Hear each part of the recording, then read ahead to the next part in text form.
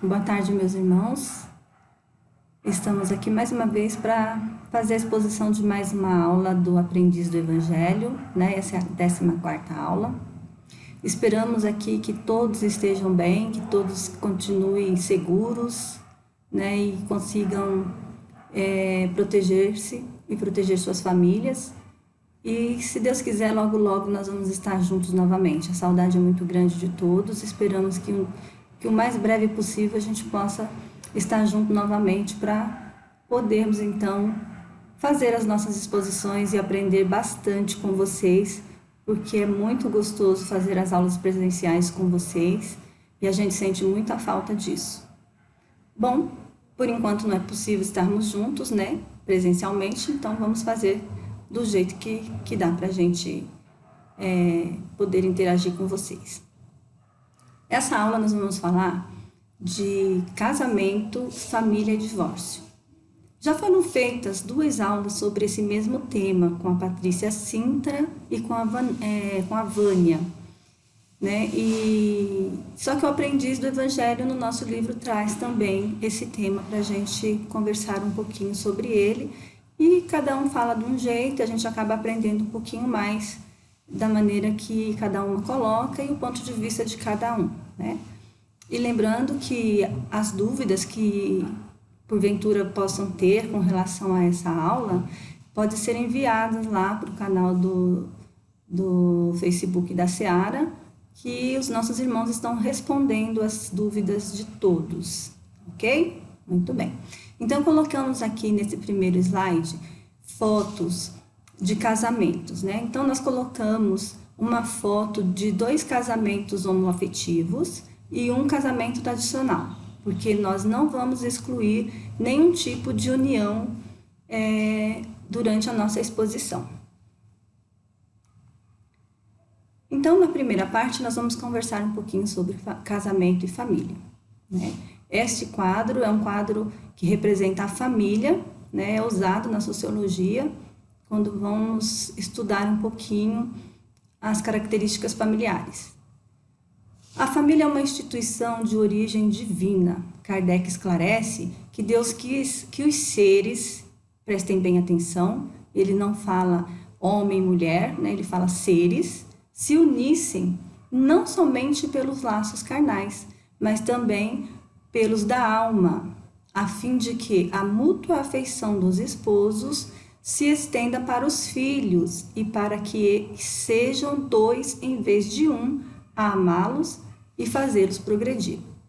Então, quando tem a união de 2 seres que se respeitam, né, mutuamente, e que desenvolve um sentimento de respeito, amizade e amor um pelo outro, então nós dizemos que são a união de 2 seres unidos verdadeiramente pela alma, né? Se encontraram e então vamos progredir juntos, porque pensamos mais ou menos do mesmo jeito, e aquilo que nós pensamos de diferente um do outro vai fazer o progresso acontecer, né? Porque eu penso de uma forma, mas o meu companheiro pensa de outra forma. E isso deve servir para que nós tenhamos uma ferramenta a mais para poder crescer. Aquilo que eu ainda não sei, né? Eu aprendo com o outro. Aquilo que eu não concordo, eu tenho com quem debater e colocar o meu ponto de vista, para que eu possa, então, aprender um pouquinho com o outro e passar um pouquinho daquilo que eu entendo, daquele assunto, para o outro que está convivendo comigo. E isso é feito também para que nós possamos, né, essa união, essa afeição amorosa e afetiva, se estenda para os nossos filhos, né? Para que eles tenham, ao invés de uma só pessoa, 2 pessoas para ajudá-los, né? Para amá-los e fazê-los progredir, porque são compromissos que nós assumimos com esses irmãos que estão na nossa tutela hoje, para que a gente possa ajudá-los no caminho do progresso. Nós encontramos, então, essa citação no Evangelho segundo o Espiritismo, no capítulo 22, no item 3. E Emmanuel, ele traz o seguinte conceito de casamento para nós.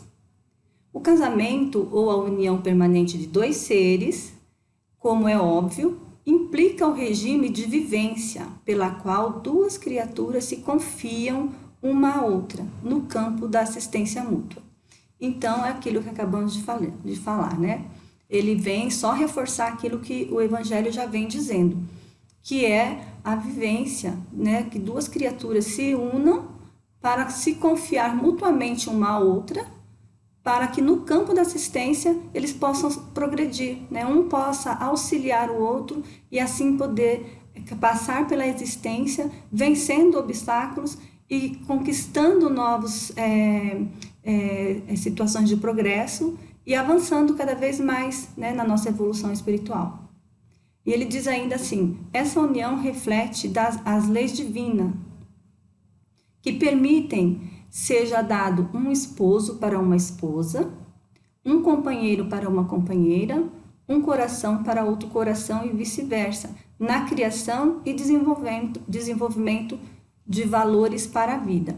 Então, é sempre a questão moral que nós vamos desenvolver aí, né? Nós vamos estar sempre desenvolvendo, caminhando de acordo com os nossos conhecimentos e com o conhecimento daquele que está convivendo conosco, partilhando uma vida conosco e nos respeitando mutuamente e aprendendo no caminho, né, na nossa caminhada. E quando a gente fala, nós trouxemos as fotos de casamentos homoafetivos também, é para que nós lembremos, né, que a nossa sociedade hoje está muito mudada daquilo que nós conhecíamos alguns anos atrás, onde o casamento se fazia apenas por um homem e uma mulher, né? E não por uma mulher e uma mulher, um homem e um homem. Hoje nós temos que aceitar essa diversidade, é mais uma lição, mais uma ferramenta, vamos dizer assim, para que a gente aprenda a conviver com as diferenças e respeitar as decisões e escolhas de cada um, para que todos nós possamos progredir e ser felizes na caminhada evolutiva, né? Para que a gente não passe aqui por essa existência carregando fardos muito pesados, de estarmos aí, então, sendo completamente, vamos dizer assim, severos com as decisões das outras pessoas, né? Indiferentes muitas vezes, apontando o dedo muitas vezes para situações que nós não temos conhecimento do porquê que acontece, porque nós não sabemos qual é a história espiritual de cada irmão nosso que caminha conosco, porque nós, graças a Deus, temos a bênção do esquecimento para que nós possamos ter o mérito, né, das nossas conquistas, e aí então a gente tem que estar pronto e aberto para as diferenças, né, para que nós possamos estar livres de qualquer preconceito, de qualquer situação negativa que possa nos trazer um prejuízo mais tarde na senda evolutiva espiritual. Porque às vezes a gente consegue passar por essa existência sendo preconceituoso, né, sendo homofóbico, seja lá qual for o defeito que a gente ainda traz dentro de nós, passamos por isso na sociedade sem grandes prejuízos nessa existência. Mas aí nós estamos angariando débitos para uma existência seguinte, né? Para a existência futura, porque a gente não pode esquecer de maneira nenhuma que nós estamos dentro de uma doutrina que acredita na reencarnação. Se nós acreditamos na reencarnação, nós sabemos então que nós não podemos de maneira nenhuma angariar débitos para o futuro. Nós precisamos sim lapidar cada vez mais a nossa existência aqui, para quando nós voltarmos ao nosso convívio na pátria espiritual, de onde nós somos de verdade, porque nós só estamos aqui passando uma chuva, como dizia minha avó, e voltar melhor para lá do que quando viemos para cá, né? E não levar um fardo ainda maior do que nós trouxemos. Então, a doutrina espírita vem nos esclarecendo, né, que a união de dois seres, né, ela existe para que nós possamos, então, caminhar junto no campo da assistência mútua e não caminhar sozinhos, né? E não impor regras que nós não podemos sustentar, porque a sociedade ela caminha e não volta, né? Porque o progresso ele é contínuo, graças a Deus. Então ele é contínuo na nossa parte espiritual, como na nossa vida física também. Então as leis humanas que nós estamos conquistando hoje, através dos nossos irmãos que criam as leis, né? Porque a sociedade assim quis, porque a sociedade clamou para isso, porque a sociedade se movimentou e pediu que isso acontecesse, né? É uma conquista nossa por conta da nossa evolução já. E não vai retroceder, porque assim como nós conquistamos valores espirituais, conquistamos valores materiais aqui também. No Livro dos Espíritos, na questão 695, Kardec faz uma pergunta, né, aos espíritos com relação ao casamento, e ele pergunta o seguinte: o casamento, ou seja, a união permanente entre dois seres, é contrária à lei da natureza? E os nossos irmãos respondem: é um progresso na marcha da humanidade. Ou seja, nós conquistamos esse bem na nossa existência, né? O casamento, ao contrário do que muitas pessoas pensam, que é uma instituição falida, né? Não é. Ela é uma conquista do espírito. Nós já conquistamos um certo patamar na nossa existência humana, onde nós conquistamos um progresso na nossa marcha, de não estarmos mais vivenciando um acasalamento, vamos dizer assim, como se fosse nos reinos animais, né? Que nós já passamos pelo reino animal e já conquistamos um degrauzinho a mais na nossa evolução. No Livro dos Espíritos, ainda, na 696, qual seria o efeito da abolição do casamento na sociedade humana? E aí eles nos respondem bem taxativamente: o retorno à vida animal, ou seja, voltaríamos à infância da humanidade, uma vez que ele estabelece a solidariedade fraternal. Então, no início, né, nós não tínhamos essa instituição do casamento. Hoje, nós evoluímos um pouquinho mais e conquistamos essa marcha, né? Esse cadinho da nossa evolução, esse passinho que nós demos na nossa evolução espiritual. Então, o nosso espírito conquistou mais, teve mais essa conquista na sua caminhada, né? E se a gente abolir o casamento, a gente volta para a infância da humanidade, onde nós não tínhamos noção, né, de respeito, de solidariedade, de fraternalidade.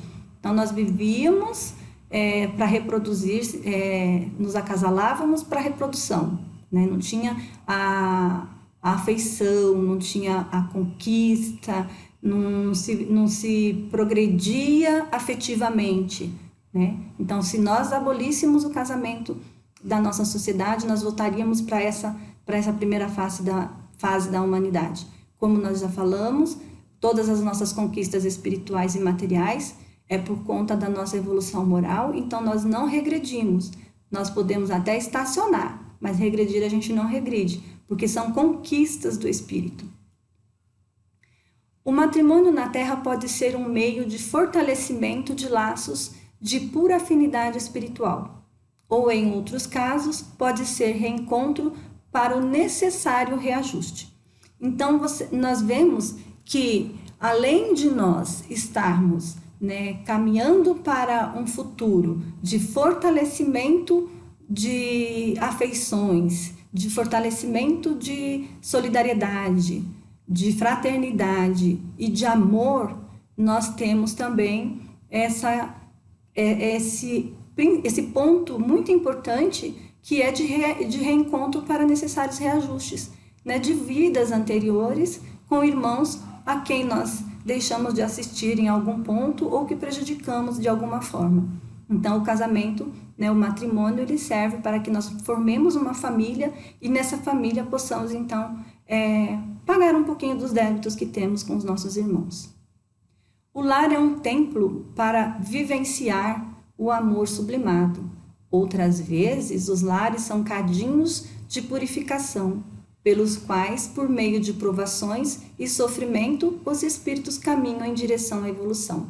Então, nós percebemos aqui que, além de ser do casamento, o matrimônio, né, o nosso lar ser um local onde nós vamos construir a nossa família, né, que nós vamos ter os nossos filhos, vamos ter a nossa casa, né, vamos ter os nossos bens materiais, nós vamos ter também a oportunidade de resgatarmos, como nós falamos um pouquinho antes, né, provações, né, passar por provações, na verdade, de tolerância, muitas vezes, com irmãos difíceis que nós encontramos pelo caminho, que nós prejudicamos ou que nos prejudicou. Então, nós vamos encontrar esses cadinhos de purificação através do sofrimento para que nós possamos avançar na direção da evolução.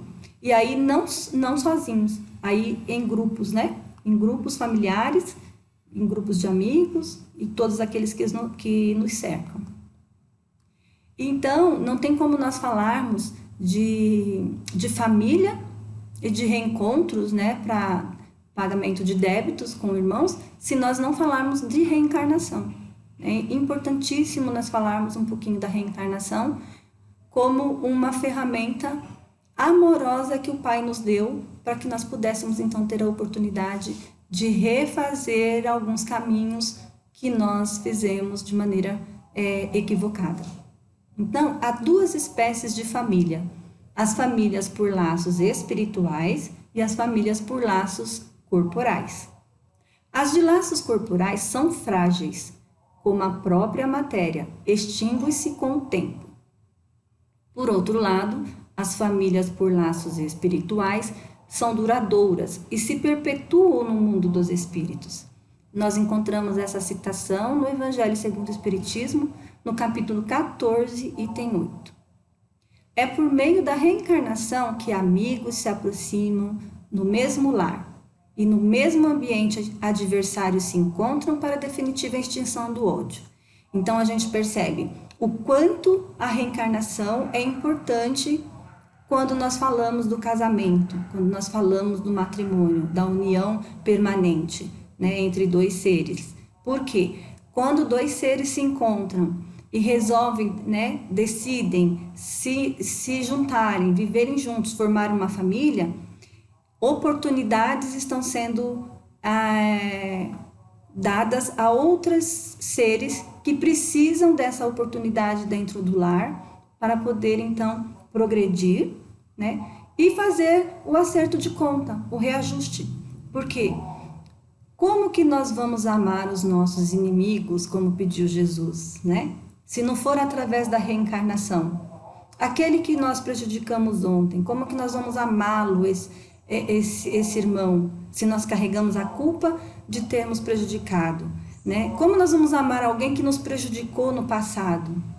Como nós vamos amar alguém que, porventura, possa ter nos ferido muito profundamente e que a gente não consegue sequer ficar perto ou falar da pessoa, se não for através da reencarnação, se não for através do núcleo familiar, né? Então, nós vamos encontrar no núcleo familiar amigos, né, como diz aqui o texto, e também adversários nossos, né, espíritos que nós prejudicamos na sua caminhada e espírito que prejudicou as nossas caminhadas também. Por isso nós encontramos dentro de famílias irmãos muito difíceis, né? E às vezes a gente fala assim, não consigo lidar com o meu irmão, não consigo lidar com o meu filho ou com a minha filha. Eu acho que vou desistir de tudo e vou deixar todo mundo para lá e vou viver a minha vida de maneira mais tranquila. Eu vou só estar adiando uma consequência, né, que já vem vindo desde encarnações passadas, uma situação de encarnações passadas. Então, não adianta nós adiarmos, não adianta nós empurrarmos com a barriga ou desistirmos da nossa tarefa que foi colocada nas nossas mãos e que muitas vezes nós até pedimos, né, para ter esta oportunidade de reajuste, de acerto com os nossos irmãos. Então, nós precisamos dar o nosso melhor, fazer o melhor que nós pudermos fazer para que nós possamos, então, não perder a oportunidade de fazer o reajuste, né? De colocar o amor no lugar no lugar do ódio, né? Aquele ódio que vinha sendo cultivado por muito tempo, por encarnações, sabe-se lá quantas. Agora nós temos a oportunidade de fazer a diferença, de modificar tudo isso através do amor. Mas é claro que nós podemos e temos o livre-arbítrio de fazer diferente, né? E isso é respeitado pela lei e é respeitado pelo plano espiritual, e nós é quem decidimos como vamos seguir a nossa caminhada. Em nosso planeta de provas e expiações, podemos concluir que grande parte das uniões decorrem de compromissos da lei de causa e efeito. Nesse sentido, Emmanuel afirma: acontece, no entanto, que milhões de almas detidas na evolução primária jazem no planeta, arraigadas a débitos escabrosos, perante a lei de causa e efeito, inclinados ainda ao desequilíbrio e ao abuso. Isso nós encontramos no livro Vida e Sexo, psicografado pelo Chico, e são mensagens de Emmanuel. Então, como a gente vinha falando, né, está na lei de causa e efeito as dificuldades que nós encontramos dentro do lar, as dificuldades que nós encontramos na família. Está tudo na lei. Não existe nada no nosso planeta ou no universo que esteja fora da lei. Tudo está dentro da lei de Deus, né? Então, as oportunidades são dadas, muitas, para que nós possamos nos reajustar com a lei, né? E aí, nós sabemos que temos ainda irmãos muito difíceis, né? Que ainda não compreenderam a lei de amor, que ainda não conhecem a mensagem do Cristo e que ainda se comprazem no mal e muitas vezes acham que a força, a brutalidade e a ignorância são as ferramentas a ser utilizada dentro de um lar, né? Nós encontramos algumas vezes, hoje graças a Deus não tanto mais, mas pais extremamente carrascos, né? Mães castradoras que abusam do seu, vamos dizer assim, do seu poder de pai e de mãe para sufocar os filhos muitas vezes, né?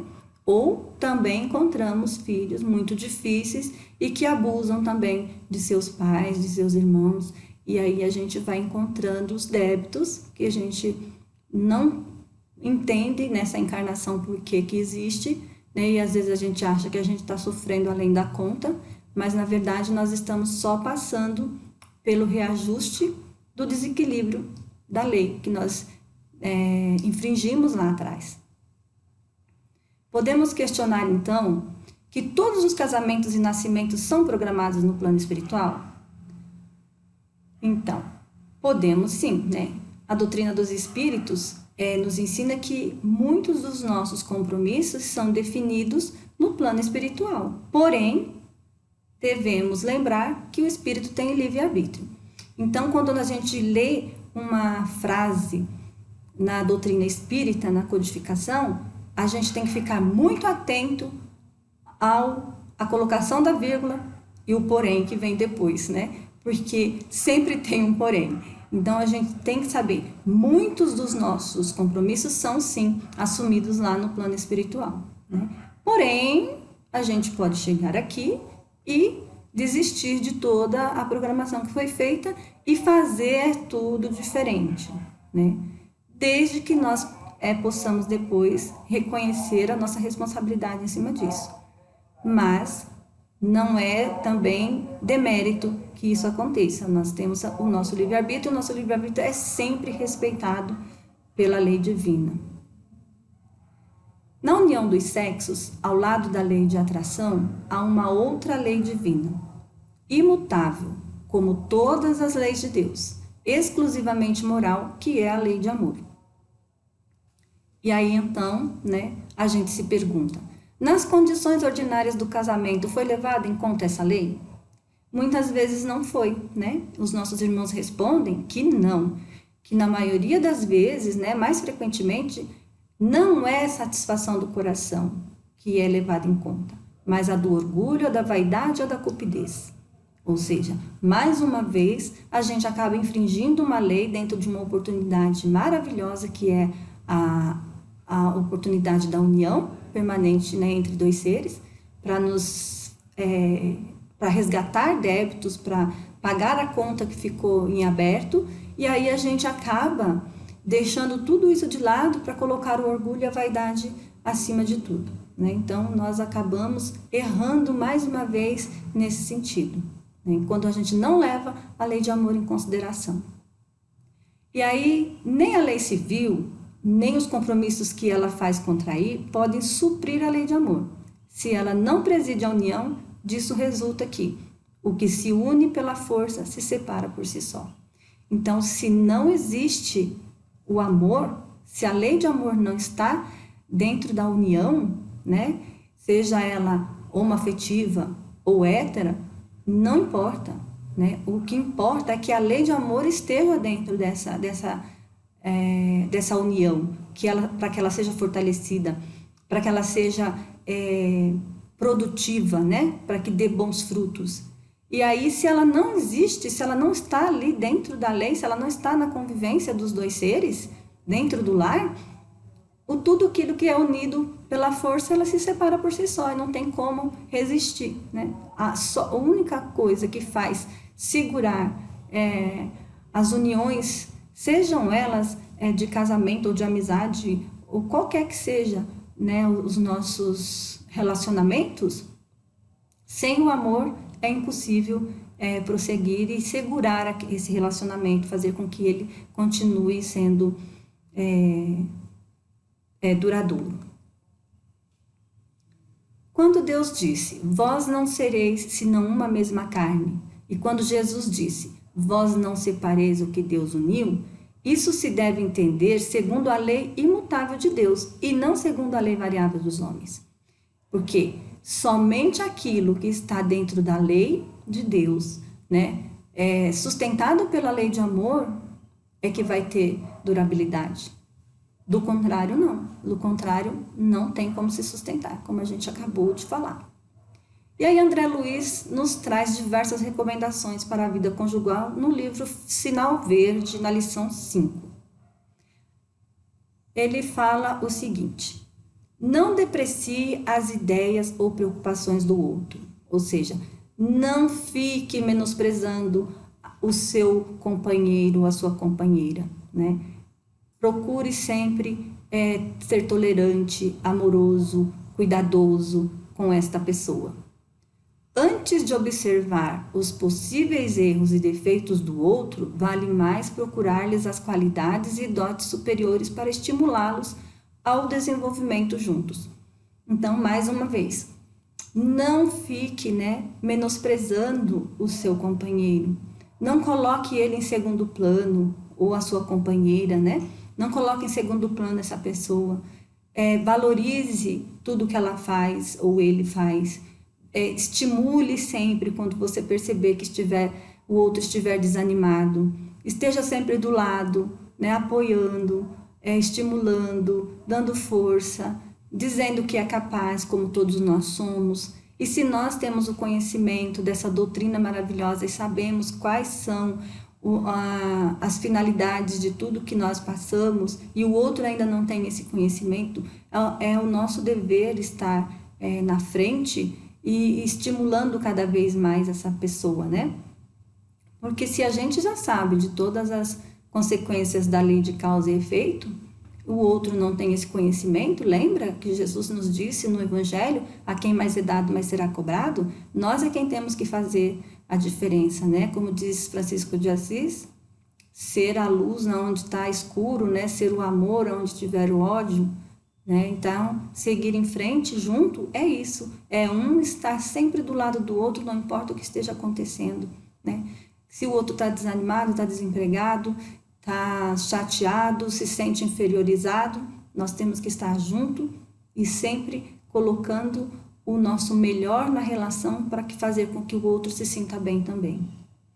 E aí ele pede também para que a gente não sacrifique a paz do lar com discussões e conflitos a pretexto de honorificar essa ou aquela causa da humanidade, porque a dignidade de qualquer causa começa no reduto doméstico. Então, nada de discussões, nada de confusões, de conflitos desnecessários, né? Algumas vezes a gente sabe, é quase que impossível escapar de uma discussão ou de um conflito. Mas sempre que for possível, sempre que a gente puder, sempre que estiver ao nosso alcance, a gente não entrar nessa onda vibratória negativa, para estar colocando discussões dentro do nosso lar, que não vai edificar a nossa relação, que não vai edificar o nosso lar, que vai balançar a harmonia, né, do nosso lar, desestruturar a harmonia do lar, a gente precisa fazer de tudo para evitar. E aí, então, nós passamos aqui para a parte B, que vem falar do divórcio, né? Então, o divórcio é uma lei humana, cuja finalidade é separar legalmente o que já está separado de fato. Não é contrária à lei de Deus, pois só reforma o que os homens fizeram e só tem aplicação nos casos que a lei divina não foi considerada. Evangelho segundo o Espiritismo, capítulo 22, item 5. Nós temos esse capítulo que fala, ele é todo sobre família, né? Divórcio, amor filial e tudo mais. Esse capítulo é muito bonito e a gente precisa estudar esse capítulo para compreender o peso que tem a união familiar, né?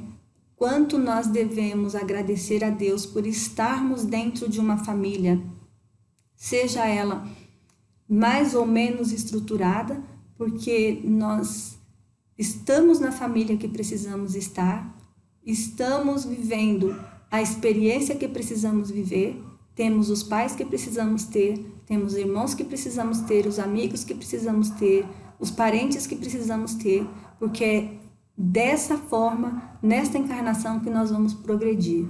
Então, se a gente se revolta, se a gente sai do prumo, se a gente renega a nossa família, não tem como a gente entender a importância da família na sociedade. E aí, então, entra, né, o divórcio aí, quando nós vemos casais que não compreendem essas questões. Kardec afirma que nem Jesus consagrou a indissolubilidade absoluta do casamento. Então, assim, nem Jesus, né, falou, olha, se você casou, tem que ser para sempre. Tem que ser até o fim, né? Que seja até a morte, que a morte nos separe. Então, a gente vê isso nos casamentos, né, consagração de casamentos católicos, essa frase, né, que você vai viver junto com a pessoa até que a morte os separe. E muitas vezes os nossos irmãos passam por casamentos muito difíceis, muito penosos e não se separam porque levam essa frase ao pé da letra e não conseguem se desvencilhar de um casamento muito difícil e abusivo muitas vezes, né? Então, a gente precisa compreender as leis de Deus para entender o papel que nós temos dentro da sociedade, dentro da família, em qualquer núcleo que nós estejamos inseridos. Quando os fariseus tentaram Jesus, perguntando se era permitido repudiar a mulher por qualquer causa, e aqui está nesse contexto da mulher, casamento hétero, né, homem e mulher, porque é uma lei lá de Moisés ainda. Então Jesus respondeu, Moisés, por causa da dureza de vossos corações, vos permitiu repudiar vossas mulheres. Mas no princípio não era assim. Nós encontramos isso em Mateus 19:8. Então, assim, quando o homem ainda estava lá nos primórdios, que nós não tínhamos a instituição do casamento ainda, e o homem ainda não estava pervertido pelo orgulho, pela vaidade, né? E então não era dessa forma, né? As uniões aconteciam pela mútua afeição. e não existia o repúdio, não existia o abandono, né, da mulher e dos filhos. Então, quando o homem passa a sentir o orgulho, a vaidade, né, ele começa a se sentir o senhor de tudo que existe sobre a terra. E aí é uma questão bem machista mesmo, né, que a gente ainda encontra em algumas culturas hoje, que a mulher não tem direito a nada praticamente, né, que a mulher é basicamente um objeto, né, é uma posse. Então, nesse sentido, aí então Moisés percebeu que se não existia a mútua afeição lá entre os casais da época, que poderia-se então repudiar a mulher e dar a ela uma carta, né, de divórcio. Naquela época existia isso, a carta da separação, a mulher tinha essa carta. E como observa Kardec, desde os tempos de Moisés, não sendo a mútua afeição o motivo único do casamento, a separação poderia tornar-se necessária.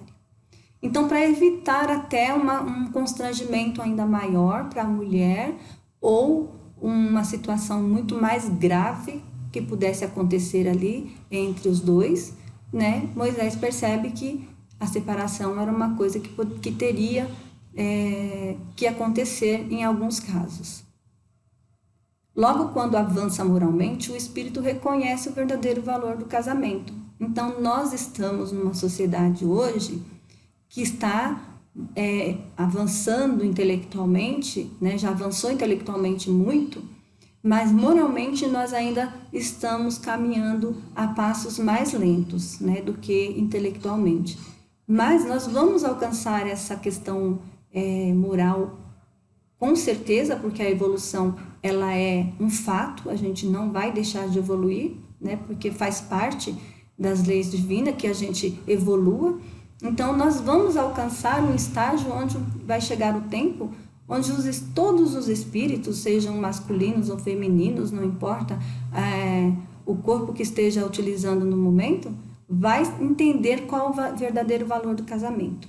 E aí, então, nós não vamos ter mais tantas uniões difíceis e nem tantas separações complicadas como a gente costuma ver hoje em dia.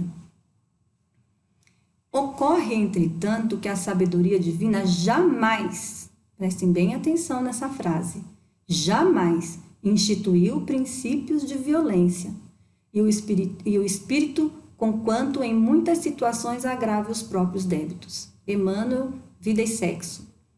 Então, meus irmãos, a gente percebe aqui uma colocação de Emmanuel muito coerente, que ele fala o seguinte: Deus jamais instituiu um princípio de violência, seja de quem, em qual situação que for, né?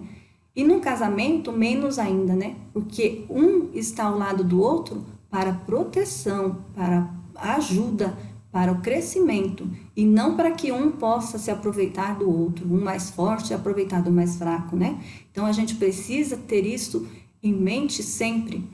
Deus jamais institui princípio de violência em nenhuma situação da nossa existência, e muito menos dentro de um casamento, né? Então, se o casamento está agravado por situações de conflitos, de agressões, de violência, a gente precisa, então, tomar as devidas precauções que a lei humana hoje nos garante, né?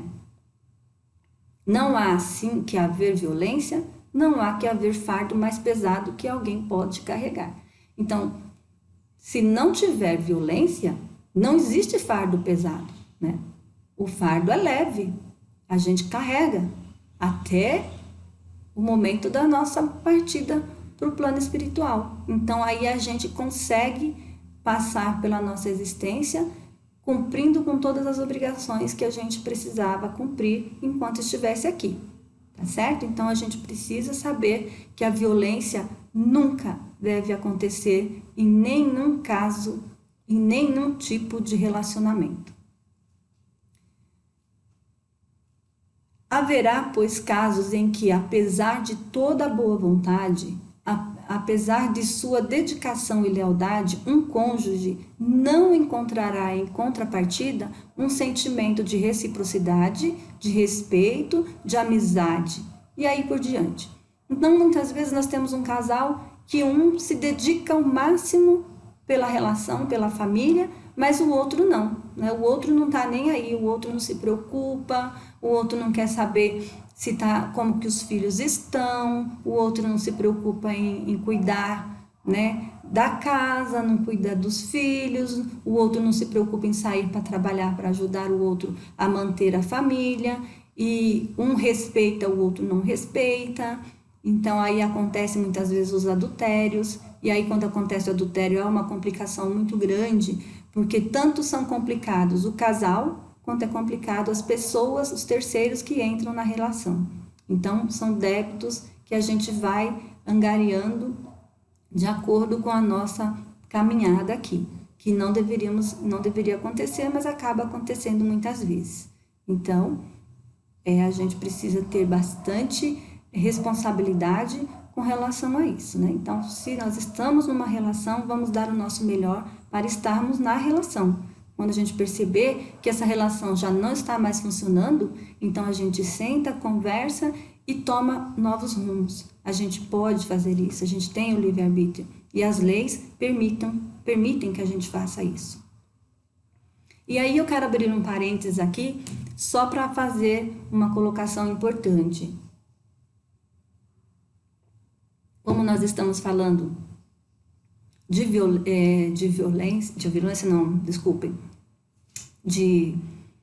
divórcio, a gente tem que ficar atento ao que acontece na nossa sociedade. Os casos de violência doméstica no Brasil, durante a pandemia, aumentaram em quase 50%, porque nós ficamos confinados, não podíamos sair, não tínhamos mais como fazer as denúncias, então esses casos aumentaram em quase 50%. Só em São Paulo, em quase 41%.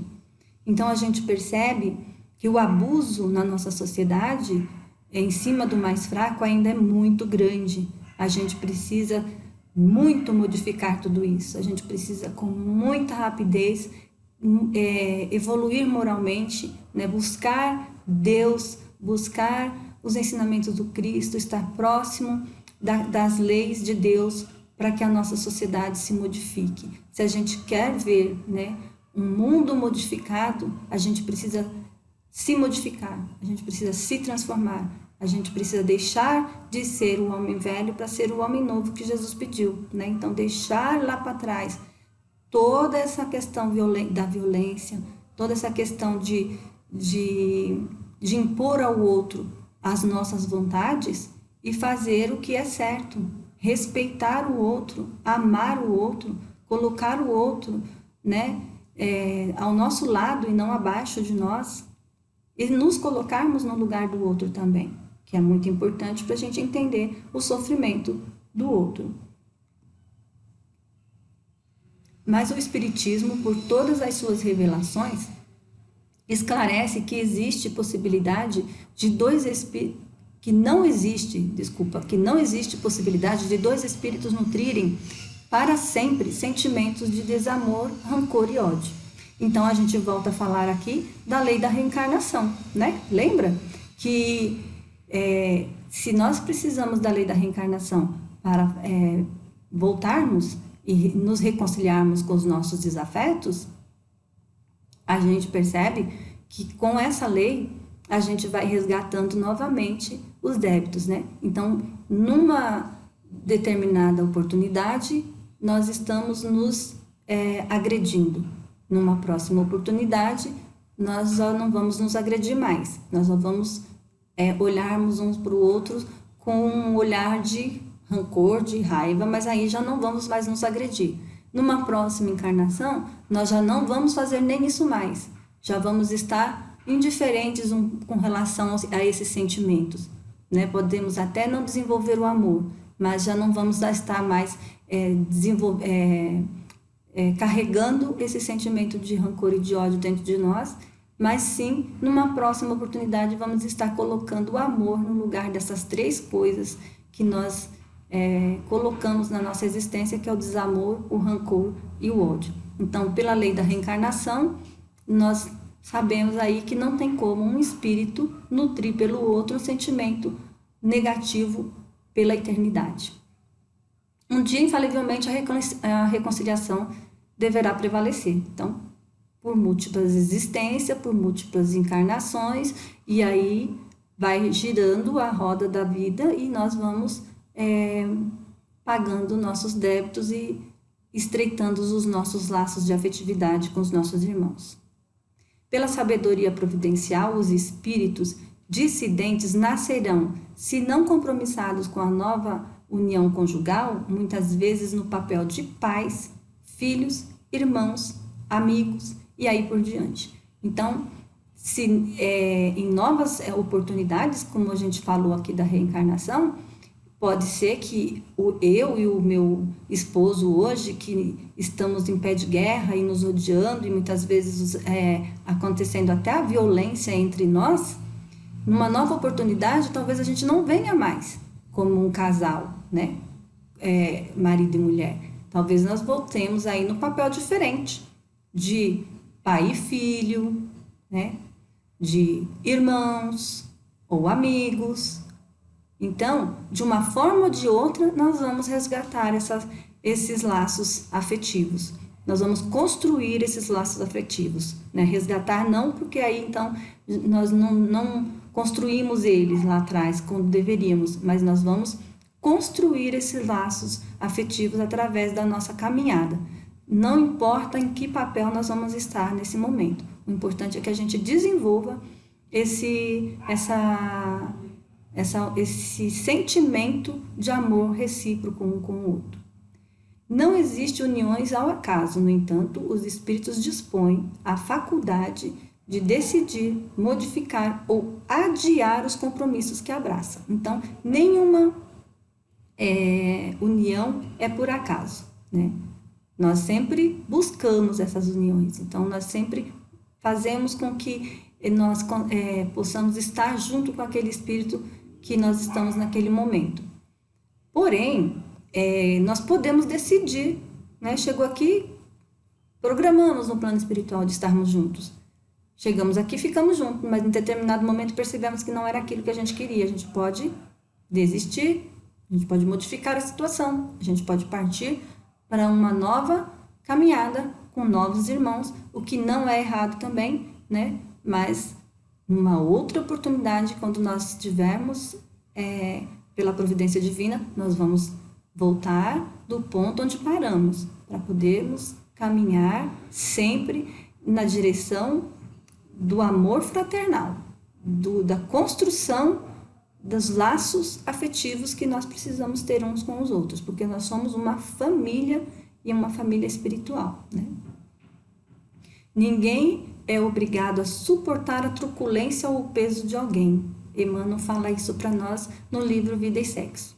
Então, nós não somos obrigados a suportar uma união que está nos fazendo mal, que está nos fazendo sofrer, que está nos prejudicando, que estamos sendo vítimas de uma violência, seja ela física ou moral ou psíquica, não importa qual seja o tipo de violência que nós estejamos passando no momento, nós não somos obrigados a suportar. Tanto a lei espiritual, né, a lei divina, quanto a lei humana nos garante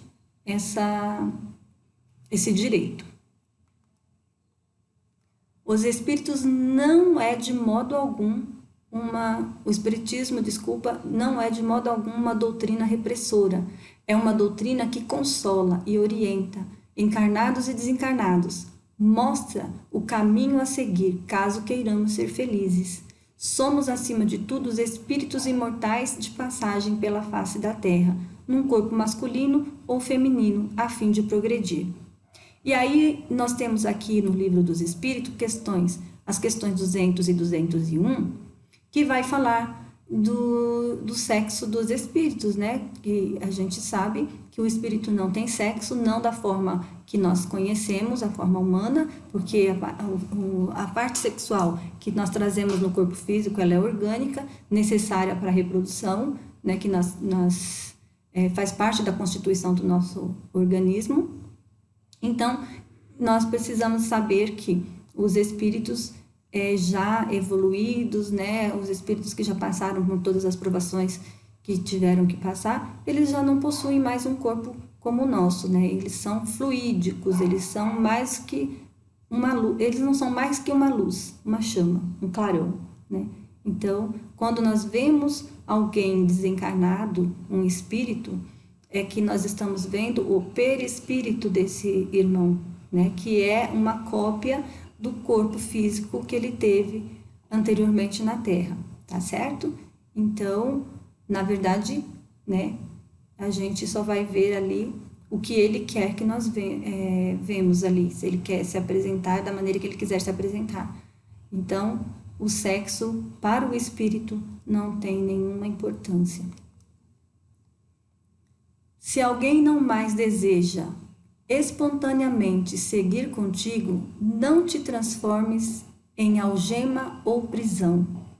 A Joana de Ângeles, através do Divaldo Franco, traz essas mensagens para nós no livro psicografado por ele, tá certo?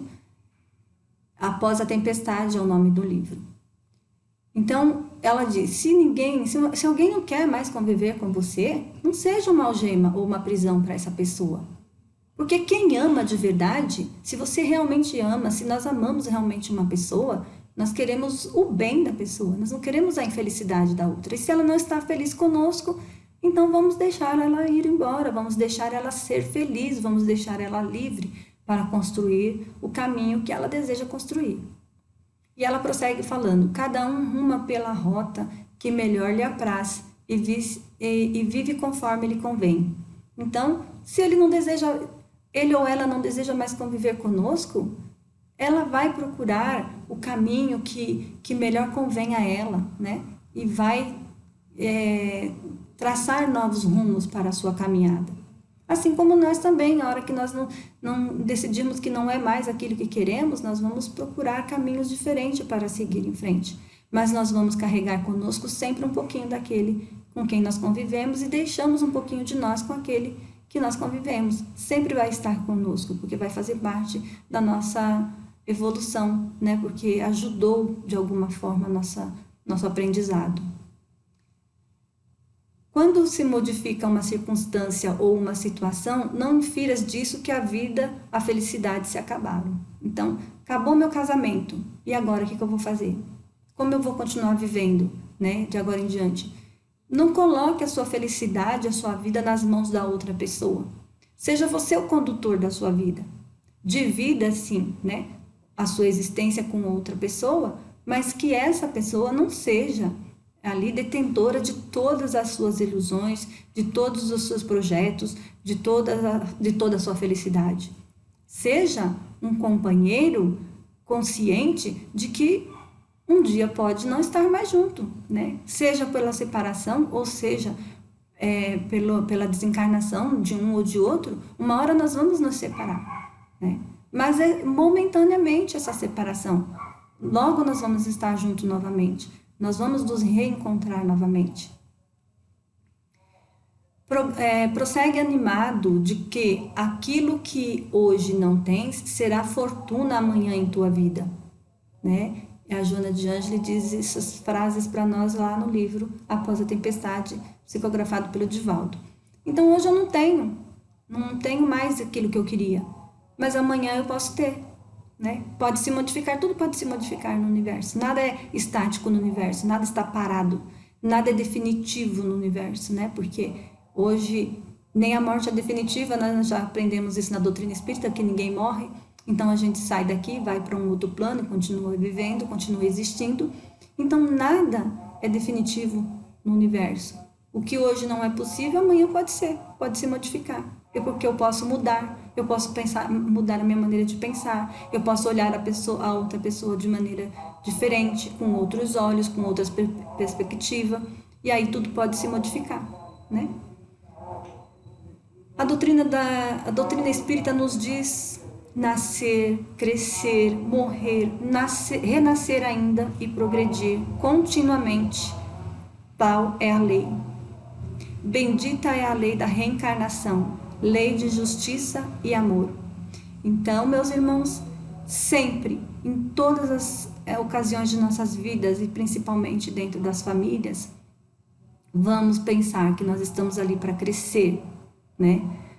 Nós estamos ali para progredir, nós estamos ali para estar sempre caminhando em direção à evolução, ao nosso melhor estágio, porque nós somos hoje a nossa melhor versão. Então, se nós estivermos sempre trabalhando para que isso continue acontecendo, nós vamos estar sempre melhores, e o sofrimento ele vai diminuindo de acordo com o nosso conhecimento. Isso não quer dizer que as dores e os problemas e as dificuldades não vão aparecer, vão continuar aparecendo, mas quanto mais conhecimento eu tenho, melhor eu lido com tudo isso.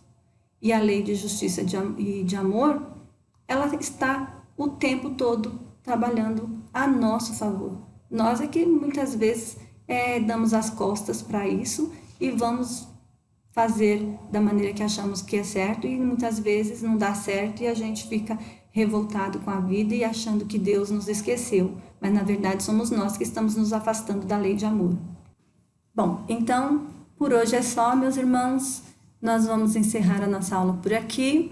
Esperamos que tenhamos passado um pouquinho do que entendemos sobre essa aula e que vocês tenham gostado, que aproveitem bem a aula e mandem as perguntas que surgirem para vocês para o canal, né, do Facebook, que os nossos irmãos vão responder. E até breve, espero que a gente possa estar junto o mais rápido possível e que Deus, nosso Pai, nos abençoe, que nós possamos estar sempre dando o nosso melhor dentro do nosso lar e continuando sempre fazendo o melhor que nós pudermos fazer, né? E que Jesus seja sempre o nosso guia e modelo para que nós tenhamos êxito em tudo aquilo que nós nos propormos a fazer. Fiquem com Deus e que todos estejam bem e fiquem sempre em casa, só saiam quando não tiver outro jeito. Um beijo a todos, muita paz.